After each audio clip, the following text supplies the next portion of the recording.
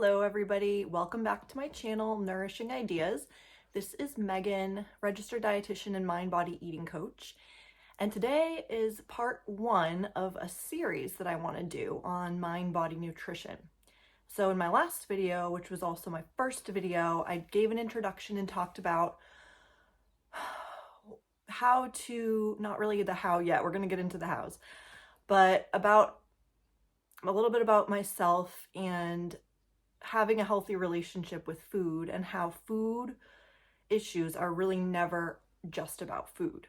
So when we think about food and the issues that we have with food, I think of it as a doorway or an opportunity to further explore that, and it really goes into improving and exploring the rest of our lives. So I know that's deep stuff, and I hope to kind of cover that stuff little by little over these videos, but today I want to talk about some practical things, the hows and the whys, and little steps that you can take to help prime your body to help it be at its most natural weight. So this series is just going to be, each one is going to have a little tip that you can do, and it's going to explain the why that's important, and then, just how to do that. So the number one thing we're going to talk about in this video is slowing down with food, relaxing with food. And it may sound simple, but it's not always easy for sure. But think about how you tend to eat. Are you a fast eater? Are you already a slow eater? Maybe moderate? Maybe it depends on the situation you're in.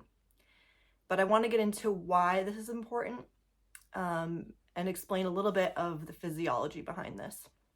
Again, I have some notes I'm looking down here. So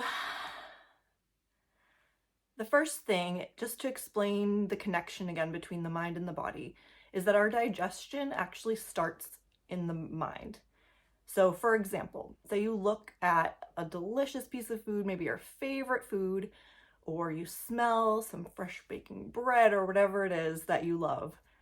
Your mouth might start to water. If you're really hungry, your mouth might start to water. And really, that's your brain preparing your body already to digest that food. So even though there's nothing actually physical coming into your body, it's just that sight or smell or thought, even a thought. Think of your favorite food right now, how it looks, how it tastes, how it smells, and you might actually start this reaction in your body.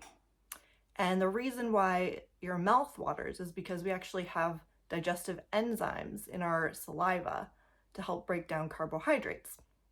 Now you can actually see or taste this for yourself if you have, say, a cracker and you eat the cracker, but you chew it a ton, like more than you normally would, so it's just mush in your mouth. You'll notice that it starts to taste sweet instead of savory. And that's because all those enzymes actually break the starch down into sugars, which is what digestion does to the starches we eat.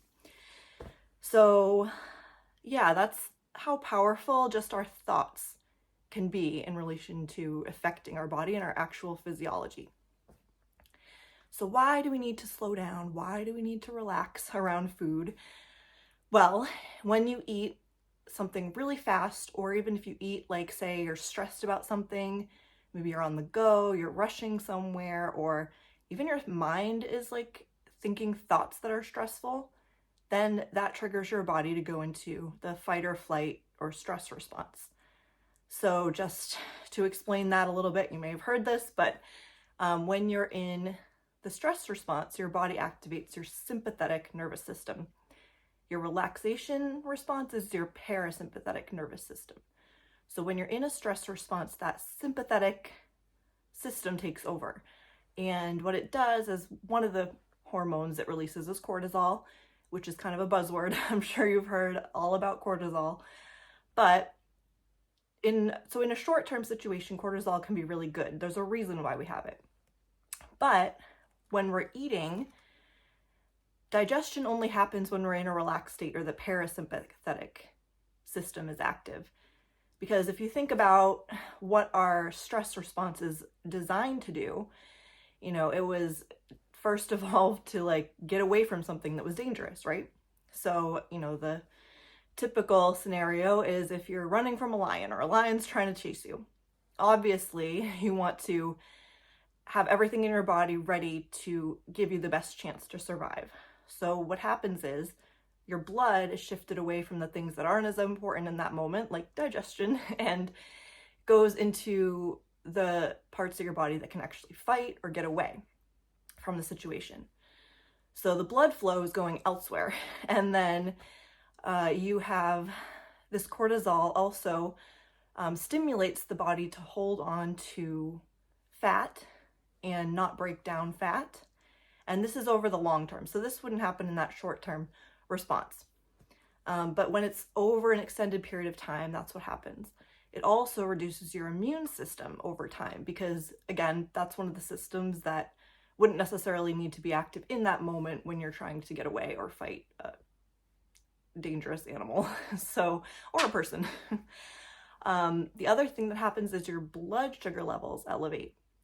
And this is because having that sugar in your blood gives you extra energy, gives you a boost of energy so you can have more energy to run or fight. And that's one of the reasons why you actually store more fat during long-term stress. And it's harder to break down because all that blood sugar in your body is going to store more of that fat. So those are just some of the things that happen when your body is in that fight or flight or stress response. And as we know, the mind doesn't distinguish between what's a real threat in our environment that's actually life-threatening or something that, our mind is just thinking is dangerous or not really good for us. So we can have thoughts, even about something chasing us, right? But thoughts about worries, about work, about deadlines, about even if I eat this food, is it going to make me fat? All that will stimulate some level of stress, which influences your body. So there are different degrees, and those degrees will impact how well you're going to digest that meal. So and it's been shown in studies, when we're eating under stress, we actually excrete nutrients. So we aren't absorbing all the benefits, even if it's the healthiest meal in the world. If you're eating it under stress, you're not going to get all the benefits from that food. So this is why it's so important to eat under a relaxed and slow state, because eating fast will also trigger the body into somewhat of that stress response. So that's why it's one of the reasons why it's important to slow down. And I did mention the immune system, and a ton of our immune system is actually located in the gut, most of it. Because if you think about it, that is probably the most important barrier to help protect our bodies, because we're taking in all this stuff from the outside and bacteria. So our digestive system has to have a really strong immune system. But again, when you're eating under stress, that immune system is shut down. And if you're in long-term stress, that's going to be suppressed. So you could be eating things that are maybe giving you a reaction because your barrier in your gut, your immune system in your gut, is not really fully active. So you might notice more digestive issues or more symptoms or more food sensitivities when you're eating under stress. So that's one reason, the stress response. Another reason why it's important for you to slow down is because the stomach is connected to the brain, but it takes a little time for the stomach to send a signal to the brain, which is where the brain is where you have, it's both the gut and the brain, but it tells you in the brain when to stop eating, when you're full, when you feel satisfied, but it takes some time for that connection to go from the gut to the brain. So if you're eating super fast and you eat a bunch of stuff in like 5 minutes, that's not enough time for your brain to say, oh, okay, I've had enough, I'm full, I'm satisfied. So you can maybe keep eating to the point where all of a sudden, several minutes later, you're like, whoa, I am so full. I didn't need to eat all that.